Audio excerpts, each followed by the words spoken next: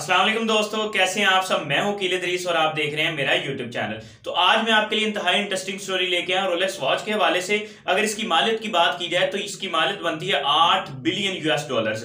और अगर इसकी तारीख की बात की जाए तो ये 100 साल से भी ज्यादा पुरानी तारीख है। ये कहानी एक ऐसे यतीम बच्चे की है जिससे उसकी सारी की सारी विरासत छीन ली गई और इसे बेयारो मददगार छोड़ दिया गया। उसने ना सिर्फ एक बहुत बड़ा ड्रीम देखा रोलेक्स वॉच बनाने के हवाले से, बल्कि उस ड्रीम को हासिल भी किया। उसको कामयाब बनाने में दिन रात एक कर दी और मेहनत करके उस चीज को वो हासिल करने में कामयाब हो गया। ये कहानी है हांस विल्सडॉर्फ की। तो कहानी स्टार्ट करने से पहले जो मेरे चैनल पे न्यू व्यूअर्स हैं वो मेरे चैनल को सब्सक्राइब करना मत भूलें और साथ ही बेल आइकन को प्रेस कर दें ताकि नई आने वाली वीडियोस का नोटिफिकेशन आपको बर वक्त मिल सके। तो कहानी स्टार्ट होती है जर्मनी के एक छोटे से शहर से, जहां हांस की पैदाइश हुई। 22 मार्च 1881 को हांस की पैदाइश हुई। उसकी वालदा का नाम एना और वालिद का नाम डैनियल था। उसके वालिद को उसके दादा की तरफ से विरासत में ए वेल एस्टैब्लिश बिजनेस मिला, जो कि उसके वालिद ने दिन रात मेहनत करके उसको कामयाब बनाया। हांस की वालदा की डेथ 1892 को हो गई और वालिद की डेथ 1893 को हो गई। तो जैसे ही उनके वालिदैन की डेथ हुई तो हांस के चचा ने वो सारी की सारी जायदाद बेची। बेचने के बाद कुछ हिस्सा उनको दे दिया, हांस को, और हांस के बहन भाइयों को दे दिया, और बाकी का हिस्सा अपने पास रख लिया। जो हिस्सा उनके पास आया उसको उसने बच्चों को एक बोर्डिंग स्कूल में दाखिल करवा दिया और वहां सारी रकम जमा करवा दी। बोर्डिंग स्कूल हांस को बिल्कुल पसंद नहीं आया और वहां के लोग उसको बच्चे जो थे वो बहुत तंग करते थे। तो हांस ने जो कुछ सालों के बाद अपना स्कूल चेंज कर लिया और नया स्कूल हांस को बहुत ज्यादा पसंद आया। वहां पे उसका शुमार जो था ब्राइट स्टूडेंट में होने लगा और इसका इंटरेस्ट जो था वो मैथ और लैंग्वेजेस में बहुत ज्यादा था। हांस ने वहां बहुत ज्यादा मेहनत की और हमेशा फर्स्ट पोजीशन लेता रहा। हांस वहां से अपनी तालीम मुकम्मल करने के बाद स्विट्जरलैंड के शहर जिनीवा में मूव कर गया। वहां पे उसने एक कंपनी ज्वाइन की। कंपनी का काम क्या था, वो पैरल मुख्तलिफ जगह से इकट्ठा करती थी और मुख्तलिफ ज्वेलर्स को वो सेल करती थी। हांस ने देखा कि ये जो कंपनी है अपना तो खुद का कोई प्रोडक्ट नहीं बना रही, मगर मुख्तलिफ जगह से ये पैरल इकट्ठा करती है, मोतियों को इकट्ठा करती है और मुख्तलिफ ज्वेलर्स को बेच के बहुत सा प्रॉफिट कमा रही है। उसने सारे का सारा बिजनेस मॉड्यूल और वहां बहुत कुछ सीखा। सीखने के बाद उसके दोस्त को उसका एक खत मिला कोनो कॉटन कंपनी में जॉब करने का। स्विट्जरलैंड की एक कंपनी थी कोनो कॉटन, वहां पे जॉब करने के लिए उसको एक खत मिला। मगर कोनो कॉटन में अगर वो मूव करता तो उसकी सैलरी कम होनी थी और यहाँ पे उसकी सैलरी ज्यादा थी। मगर उसका पहले से शौक था कोनो कॉटन कंपनी में जाने का, तो हांस ने वहां जाने का फैसला किया। हांस वहां कोनो कॉटन में मूव कर गया। वहां उसको एक क्लर्क की नौकरी मिली और साथ ही एक और काम मिला कि आपने मुख्तलिफ घड़ियों को चाबी देनी है। तो वो चाबी देने का काम करने लगा और मुख्तलिफ घड़ियों के बारे में उसने बहुत कुछ सीखा कि ये घड़ियां कैसे बनाई गई हैं, इसको कैसे चाबी दी जाती है, इसको कैसे बनाया जाता है, इसका मॉड्यूल कैसा है, इसकी स्ट्रक्चर कैसी है। तो ये बहुत कुछ उसने वहां पे सीखा। सीखने के बाद 2 साल वहां उसने जॉब की तो पहले जंग अजीम का आगाज हो गया 2 साल के बाद। तो वहां उसको जर्मनी की फौज ज्वाइन करनी पड़ी। तो हांस ने जर्मनी की फौज ज्वाइन की। जैसे ही जंग अजीम जो फर्स्ट वर्ल्ड वॉर कंप्लीट हुई, फर्स्ट वर्ल्ड वॉर कंप्लीट होने के बाद तो उसने वहां फौज छोड़ी और लंदन में मूव कर गया। वहां उसको एक बहुत बड़ी वॉच मेकिंग कंपनी में जॉब मिल गई। तो वहां उसने उस कंपनी को ना सिर्फ नए क्लाइंट्स दिए बल्कि उसने वहां पे बहुत कुछ सीखा कि कंपनी में कैसे आपने घड़ियां बनानी है। फिर वहां उसको एक लड़की से प्यार हो गया। तो जैसे ही उसको वहां उससे प्यार हुआ तो उससे उसने शादी कर ली। शादी करने के बाद उसका ख्वाब था कि मैंने अपनी खुद की कंपनी बनानी है। तो हांस के पास जो था वो फाइनेंस का प्रॉब्लम था। उसको फाइनेंस करने के लिए वहां पे कोई मौजूद नहीं था। तो उसके जो ब्रदर इन लॉ थे उसने उसको फाइनेंस किया। डेविस उसका नाम था। उसने डेविस से सारी बातें शेयर की। उसने कहा कि मैं इस तरह से अपनी कंपनी बनाना चाहता हूं, वॉच मेकिंग कंपनी, तो अगर आप मुझे सपोर्ट करेंगे तो हम वो कंपनी बना सकते हैं। तो डेविस ने उसको सपोर्ट किया और अपनी जायदाद जो थी उसको दी, दौलत उस पर इन्वेस्ट की। तो उन दोनों ने मिलके 1905 में Hans Wilsdorf and Davis limited company के नाम से वॉच मेकिंग कंपनी उन्होंने बनाई। कंपनी बनाने के बाद हांस जो था वो मेहनत करने लगा उस पर। तब ये बहुत प्रॉब्लम थी कि रिस्ट वॉच वहां पे मौजूद नहीं थी, तमाम की तमाम पॉकेट वॉचेस थी और पॉकेट वॉचेस का ये प्रॉब्लम था कि हर पॉकेट वॉच को चाबी देना पड़ती थी। तो कुछ टाइम के बाद उस कंपनी का काम क्या था कि मुख्तलिफ जगह पे इन घड़ियों को हमने सेल करना है। तो इंटरनेशनल ब्रांड इसको बनाना है।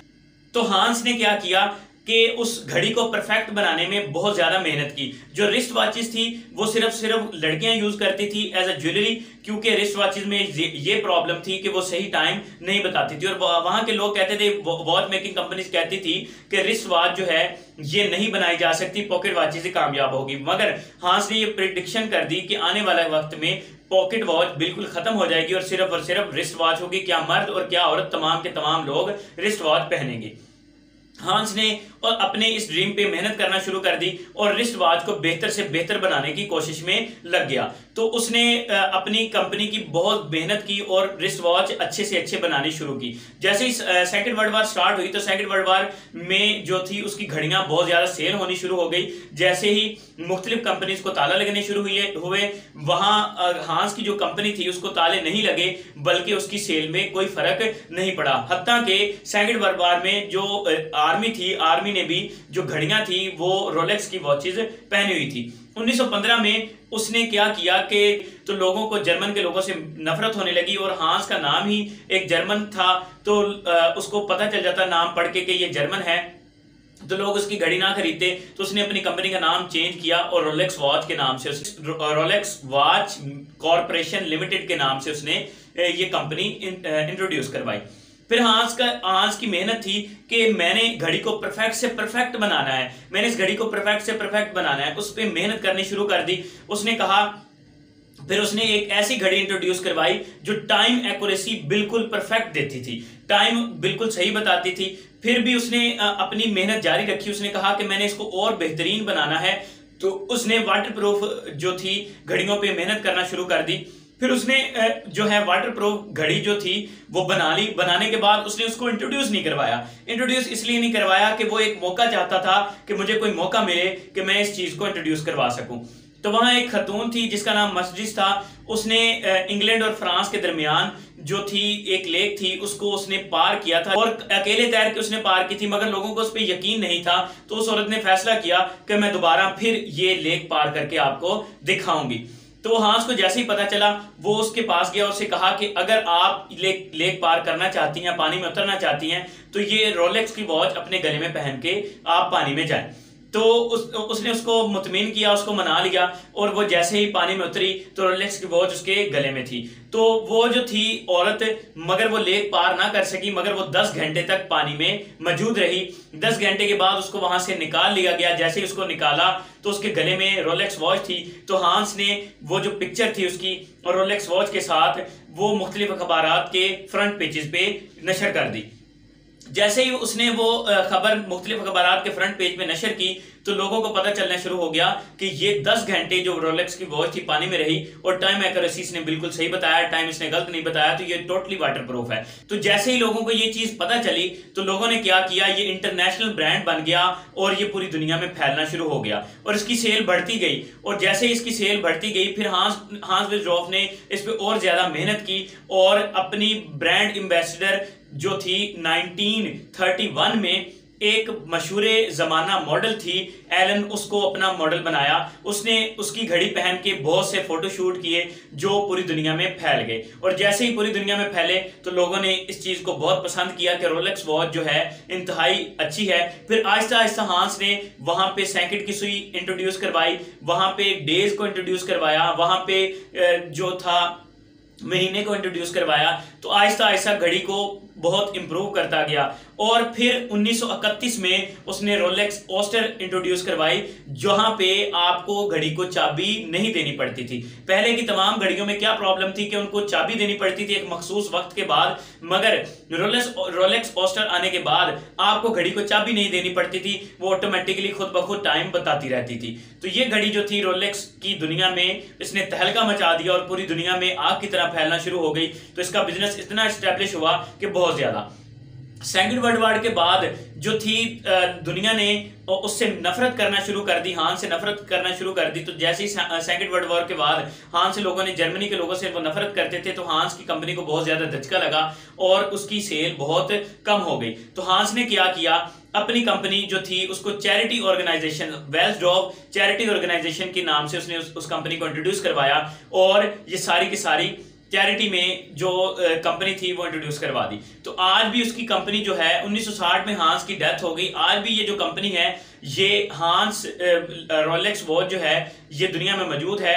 इस कंपनी को ना कोई टैक्स पे करना पड़ता है और ना ही इससे कोई मुआवजा लिया जाता है, क्योंकि ये एक चैरिटी ऑर्गेनाइजेशन है। तो चैरिटी ऑर्गेनाइजेशन के अंडर ये आज भी काम कर रही है कंपनी और लोगों को घड़ियां बना के दे रही है। तो कैसी लगी आपको ये स्टोरी कमेंट बॉक्स में जरूर बताइएगा। मिलते हैं नेक्स्ट वीडियो के साथ, तब तक के लिए अल्लाह हाफिज।